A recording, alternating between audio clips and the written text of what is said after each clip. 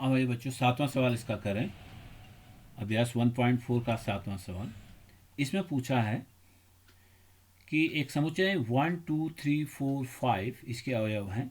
इसमें एक संक्रिया दी गई है कि ए ऑपरेशन बी बराबर ए तथा बी का एलसीएम द्वारा परिभाषित है।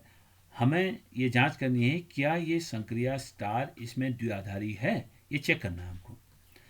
ठीक है, तो ये समुच्चय छोटा है, तो इसमें लॉजिक न करके हम संक्रिया सारणी से बता देते हैं क्या ये द्विआधारी है कि नहीं है। अगर ये द्विआधारी संक्रिया है तो द्विआधारी संक्रिया की ये विशेषता होती है कि वो इसके प्रांत के किन्हीं दो अवयवों को उसी समुच्चय के एक अवयव से संबंधित करता है।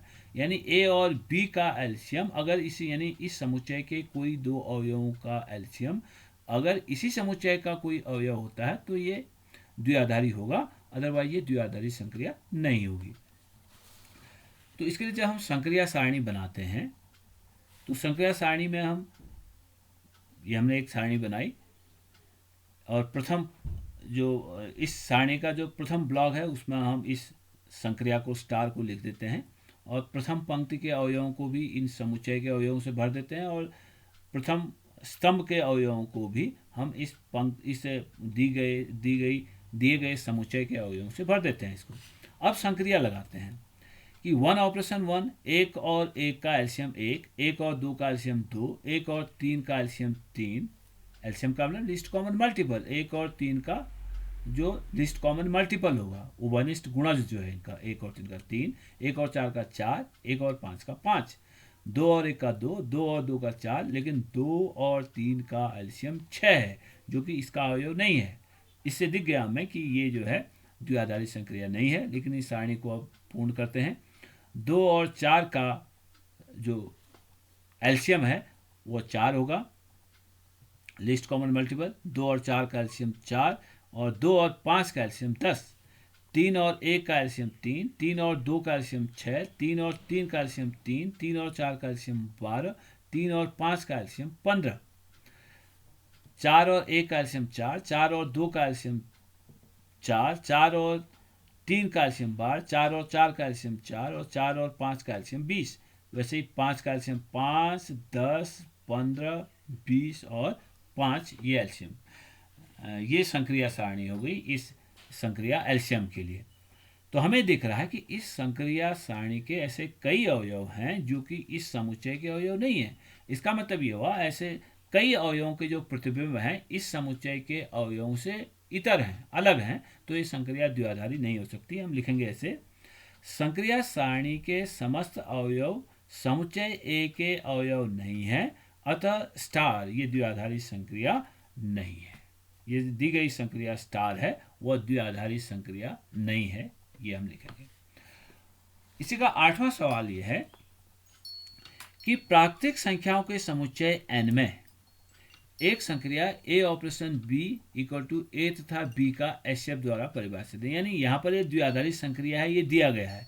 प्राकृतिक संख्याओं के समुच्चय में एक स्टार एक द्विआधारी संक्रिया इस प्रकार से है कि ए ऑपरेशन बी बराबर ए तथा बी का एचसीएफ। जैसे हम कहें 2 और 4 का अगर हमें एचसीएफ ज्ञात करना है तो वो क्या हुआ, 2 हुआ। यानी एचसीएफ का मतलब हाईएस्ट कॉमन फैक्टर, यानी उभयनिष्ठ गुणनखंड जो होगा उनका वो उनका एचसीएफ कहलाता है। अब हमें बताना है क्या ये पहला सवाल है, सवाल का पहला पार्ट है, क्या ये क्रम विनिमय है ये द्विआधारी संक्रिया इस समुच्चय एन में। तो ए ऑपरेशन बी बराबर हुआ ए तथा बी का एचसीएफ और बी ऑपरेशन ए हुआ बी तथा ए का एचसीएफ। यानी बी तथा ए का एचसीएफ का मतलब ए तथा बी का एचसीएफ बराबर है। चाहे ए और बी का एचसीएफ निकालो, जैसे 2 और 4 का एचसीएफ निकालो या 4 और 2 का एचसीएफ निकालो, वो दोनों बराबर हैं। इसलिए ए ऑपरेशन बी बराबर बी ऑपरेशन ए, इसलिए ये द्विआधारी संक्रिया स्टार ये क्रम विनिमय है। अब देखना क्या ये साहचर्य है, ये संक्रिया साहचर्य है।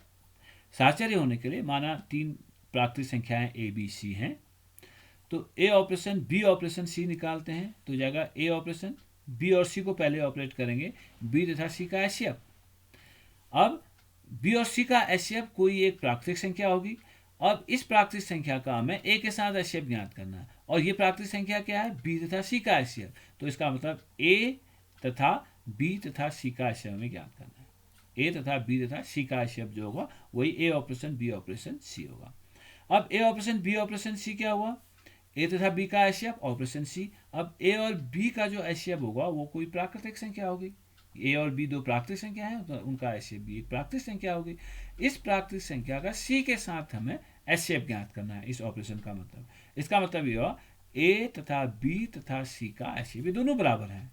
ए ऑपरेशन बी ऑपरेशन सी का मतलब भी है ए तथा बी तथा सी का एचसीएफ, और ए ऑपरेशन बी ऑपरेशन सी का मतलब है ए तथा बी तथा सी का एचसीएफ। इसलिए ए ऑपरेशन बी ऑपरेशन सी बराबर ए ऑपरेशन बी ऑपरेशन सी है, इसलिए स्टार जो है द्विआधारी संक्रिया है।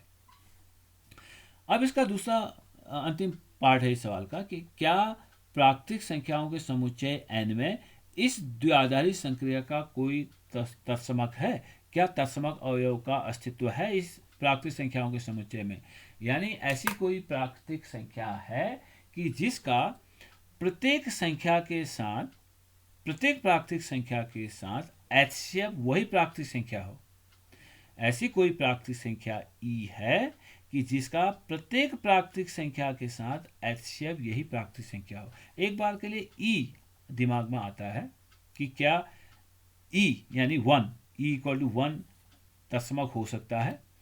यदि हम ए का किसी भी प्राकृतिक संख्या के साथ एचसीएफ निकाल रहे हैं, एक तो सबसे छोटी प्राकृतिक संख्या है, तो एक का आप किसी भी प्राकृतिक संख्या के साथ अगर एचसीएफ ज्ञात करें तो छोटा गुणनखंड एक है, एक और 2 का एचसीएफ एक और 3 का एचसीएफ एक और 4 का एचसीएफ एक। इसे एक को तत्समक होने के लिए यदि 1 ऑपरेशन 2 इक्वल टू 2 होता तब हम कहते कि 1 जो है तत्समक है इस द्विआधारी संक्रिया के लिए। यहाँ पर लेकिन 1 ऑपरेशन ए किसी भी प्राकृतिक संख्या ए ऑपरेशन 1 इक्वल टू हमारे पास आएगा 1, ये ए ऑपरेशन ए इक्वल टू ए नहीं आ रहा है, तो इसलिए हम ये नहीं कह सकते हैं कि 1 तत्समक है। ई इक्वल टू 1 तत्समक है कहना गलत होगा। तो ऐसी कोई प्राकृतिक संख्या नहीं है। 2 का आप किसी के साथ भी एचसीएफ ज्ञात करेंगे, 2 का आप अगर 4 के साथ एचसीएफ ज्ञात करेंगे 2 होगा आपके पास, 2 का 3 के साथ एचसीएफ निकालेंगे 1 होगा। 2 का एचसीएफ अलग अलग संख्याओं के लिए अलग अलग होगा, ये हमेशा 2 नहीं रहेगा। तो ऐसी कोई यानी वो संख्या नहीं रहेगी। 2 का किसी संख्या के साथ एचसीएफ ज्ञात करेंगे तो वही संख्या रहेगी, ऐसा नहीं है। तो ऐसी कोई प्राकृतिक संख्या नहीं है जिसका कि प्रत्येक प्राकृतिक संख्या के साथ एचसीएफ यही प्राकृतिक संख्या ए हो। यानी ए ऑपरेशन ए इक्वल टू ए को सेटिस्फाई करने वाली कोई प्राकृतिक संख्या नहीं है। यहाँ कोई प्राकृतिक संख्या